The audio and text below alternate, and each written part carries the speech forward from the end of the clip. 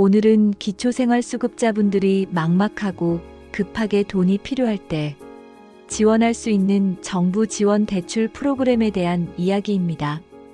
혹시 기초생활수급자도 은행에서 돈을 빌릴 수 있나요? 이런 궁금증 가져보신 적 있으시죠? 동사무소에서 상담 문의 시 직접 대출을 해주는 것은 아니지만 걱정하지 마세요. 우리 정부는 경제적으로 어려운 기초생활수급자분들을 위해 실질적인 저금리 대출 프로그램을 운영하고 있습니다.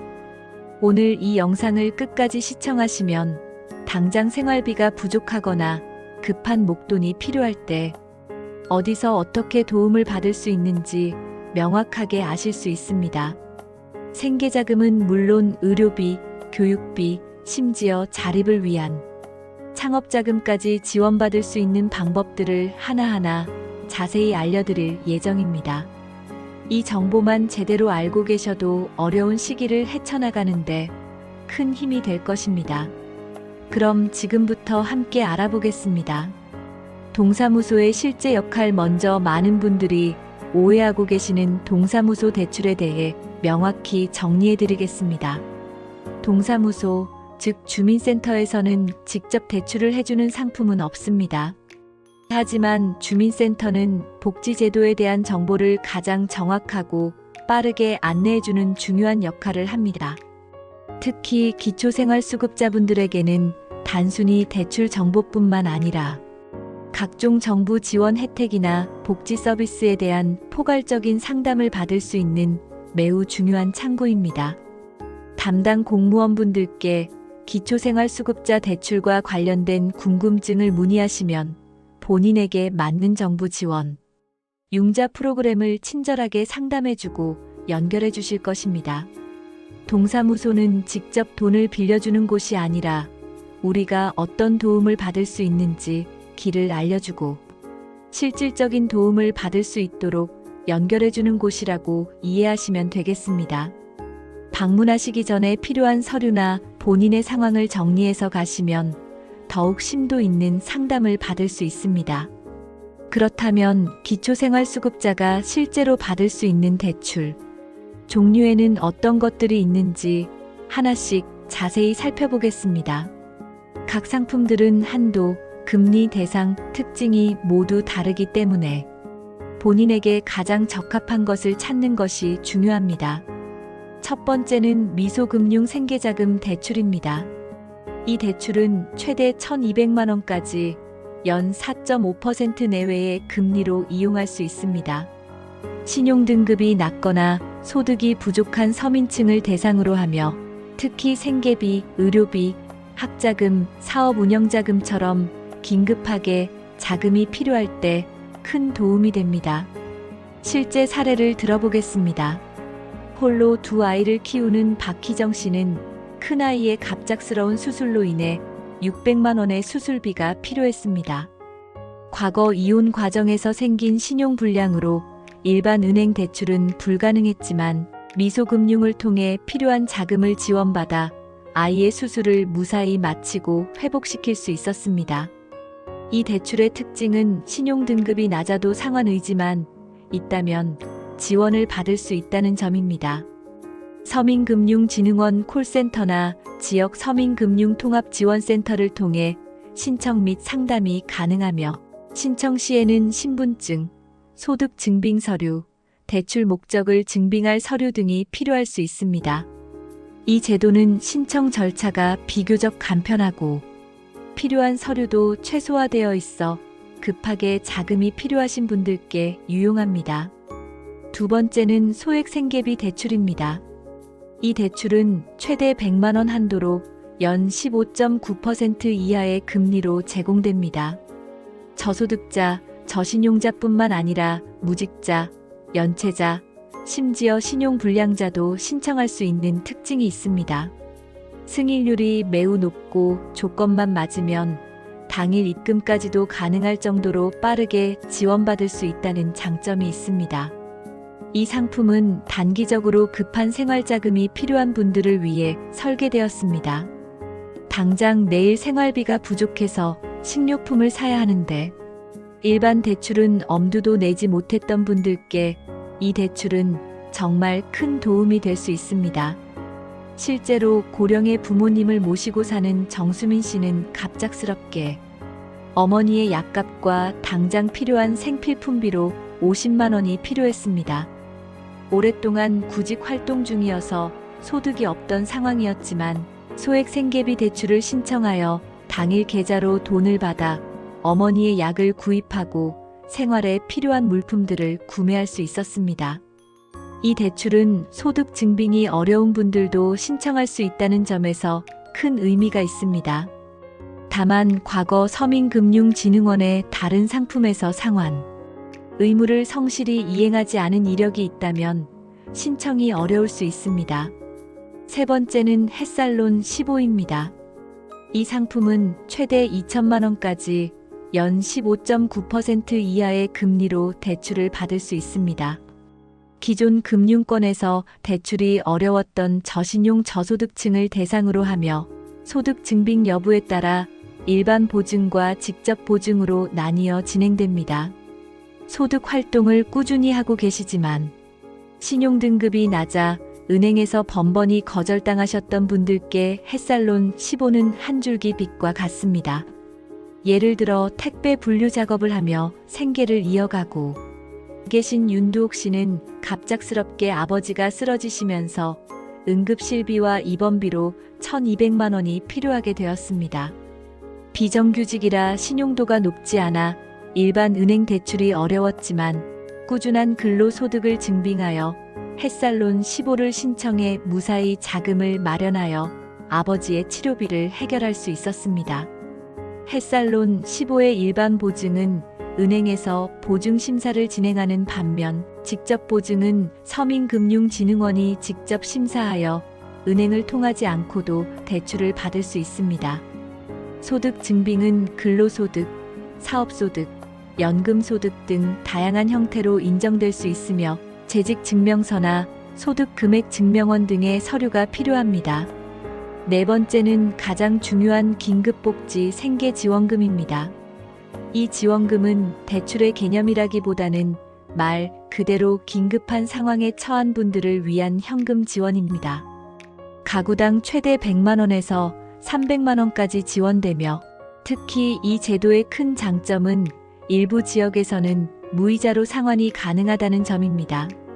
상환 의무가 없거나 매우 유연한 조건이 적용될 수 있다는 의미입니다.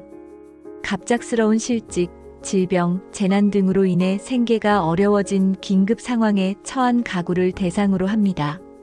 여기서 말하는 긴급 상황이란 단전, 단수, 기초수급자 자격상실 위기, 주소득자의 사망, 가출, 행방불명, 구금시설 입소, 심각한 질병이나 부상, 이혼 또는 가구 해체 등이 해당될 수 있습니다. 실제 사례로 식당에서 아르바이트를 하던 중 갑작스럽게 코로나19에 확진되어 2주간 격리를 해야 했던 한지영 씨 가족의 경우를 보겠습니다. 격리 기간 중 수입이 전혀 없어 당장 식비와 공과금을 감당하기 어려웠고 주민센터에 문의하여 긴급복지 생계지원금을 신청했습니다. 서류 심사를 거쳐 200만 원을 지원받아 격리 기간을 무사히 버틸 수 있었고 회복 후 무이자로 상환할 수 있었습니다. 이 제도는 복지로 웹사이트를 통해 신청 정보를 확인하거나 관할 주민센터에 직접 문의하는 것이 가장 정확하고 빠릅니다. 다섯 번째는 국민행복기금 소액대출입니다. 최대 2천만 원 한도로 연 1.9%에서 4%의 매우 낮은 금리로 제공됩니다. 이 대출의 특별한 특징은 바로 채무조정. 대상자 중에서 성실하게 상환하고 있는 분들을 대상으로 한다는 점입니다. 즉, 과거의 채무로 인해 어려움을 겪었지만 신용회복위원회, 개인회생, 파산 등 채무조정 제도를 통해 꾸준히 빚을 갚아오신 분들께 다시 한번 경제적으로 자립할 기회를 제공하는 제도입니다. 보통 6개월 이상 성실하게 채무를 상환하신 분들이 대상이 됩니다. 예를 들어 개인 사업을 하다가 부도가 나서 개인회생 절차를 밟고 있던 김현철 씨는 지난 1년간 성실하게 변제금을 납부해왔습니다. 그런데 갑자기 어머니가 중환자실에 입원하시게 되면서 간병비와 치료비로 500만 원이 급하게 필요하게 되었습니다. 이때 국민행복기금 소액대출을 통해 연 2.5%의 낮은 금리로 필요한 자금을 빌려 어머니의 치료비를 해결하고 계속해서 성실한 변제를 이어갈 수 있었습니다.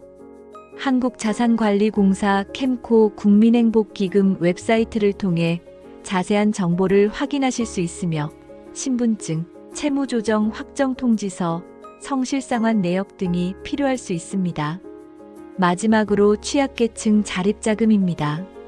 이 자금은 최대 1,200만 원까지 연 2%에서 3%의 저금리로 이용할 수 있습니다. 대상은 개인 신용평점이 하위 20% 이하에 해당하는 분들, 수급권자 및 차상위계층, 그리고 근로장려금 신청 요건에 해당하는 분들입니다. 취약계층 자립자금은 교육비, 창업자금, 의료비, 주거개선자금, 소규모 사업 운영자금 등 다양한 종류로 세분화되어 있기 때문에 각각의 자금 종류에 따라 본인이 지원 대상에 해당하는지 확인해야 합니다. 실제 사례로 중학료를 중퇴했지만 검정고시를 통해 대학 진학을 꿈꾸는 저소득층 청년 한유리 씨는 간병사 자격증과 요양보호사 자격증을 취득하여 안정적인 일자리를 구하고 싶었습니다. 한유리 씨는 취약계층 자립자금 중 교육비 지원 항목을 신청하여 총 300만 원을 지원받고 성공적으로 두 자격증을 모두 취득하여 요양원에 정규직으로 취업할 수 있었습니다. 또 다른 예로 낡은 연립주택에 혼자 살고 계신 조성만 할아버지는 겨울철 난방비 부담 때문에 추위에 떨며 지내셨습니다.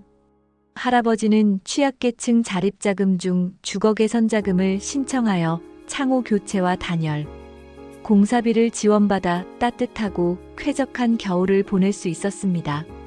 한국사회복지협의회나 각 지방자치단체의 홈페이지에서 관련 정보를 얻을 수 있습니다. 이처럼 다양한 대출 프로그램들이 존재합니다. 각 프로그램은 모두 신청 조건이 다르지만 최소한 기초생활수급자 또는 차상위계층 대상자이고 소득이 일정 기준 이하일 것, 그리고 대출 용도가 공적 지원 대상에 부합할 것과 같은 조건을 충족해야 하는 경우가 많습니다. 여기서 가장 중요한 주의사항이 있습니다. 기초생활수급자분들께는 정부 지원금을 받는 것이 매우 중요하지만 이러한 대출을 받게 되면 생계급여가 감액되거나 수급 자격 유지에 문제가 생길 가능성이 있습니다. 이는 대출금이 소득인 정액을 산정할 때 재산으로 반영되어 재산의 소득 환산율이 적용될 수 있기 때문입니다. 만약 대출금이 일시적으로 입금되어 계좌에 남아있다면 이 금액이 재산으로 잡혀 소득인 정액이 올라가게 되고 그 결과 기초생활수급자 선정 기준을 초과하게 될 수도 있습니다. 따라서 대출을 신청하기 전에 반드시 본인의 담당 복지사나 관할 주민센터에 방문하시거나 전화로 문의하여 대출을 받아도 수급 자격 유지가 가능한지, 그리고 급여가 감액되지는 않는지를 명확하게 확인하셔야 합니다. 대출 신청 방법은 각 상품마다 신청하는 곳, 방법, 절차 등이 모두 다릅니다. 대부분의 상품은 서민금융진흥원 홈페이지를 통해 정보를 확인하거나 전국에 있는 서민금융통합지원센터에 직접 방문하여 상담받고 신청할 수 있습니다. 필요한 서류로는 신분증, 소득증빙서류, 재산증빙서류 등이 있을 수 있으니 미리 준비해 두시는 것이 좋습니다. 마지막으로 대출 신청 전 반드시 확인해야 할 중요한 점들이 있습니다. 첫째, 불법 대부업체를 조심해야 합니다. 안타깝게도 기초생활수급자분들을 대상으로 고금리 불법 대출을 유도하는 사기 사례가 많습니다. 둘째, 대출을 받으면 정부 지원금, 특히 생계급여가 줄어들 수 있으니 주민센터나 해당 기관을 통해 불이익 여부를 미리 확인해야 합니다. 셋째, 대출은 지원금과 다르게 반드시 상환해야 합니다. 따라서 자신의 상환 능력과 상환 계획을 신중하게 고려해야 합니다. 오늘 우리는 2025년 기초생활수급자분들이 정부와 공공, 기관을 통해 받을 수 있는 다양한 저금리 또는 무이자 대출 프로그램에 대해 자세히 알아보았습니다. 미소금융 생계자금 대출, 소액생계비 대출, 햇살론 15, 긴급복지 생계지원금, 국민행복기금 소액대출, 그리고 취약계층 자립자금까지 여러 가지 종류와 각각의 특징을 명확히 설명해 드렸습니다. 이 영상에서 알려드린 정보가 여러분의 어려운 상황에 작지만 큰 도움이 되시기를 진심으로 바랍니다. 지금 당장 필요한 대출이 있다면 오늘 설명드린 내용들을 참고하여 해당 기관에 직접 문의하시고 본인에게 맞는 프로그램을 찾아 신청해 보세요. 복지는 아는 만큼, 삶은 누리는 만큼 복지하세요. TV였습니다. 감사합니다.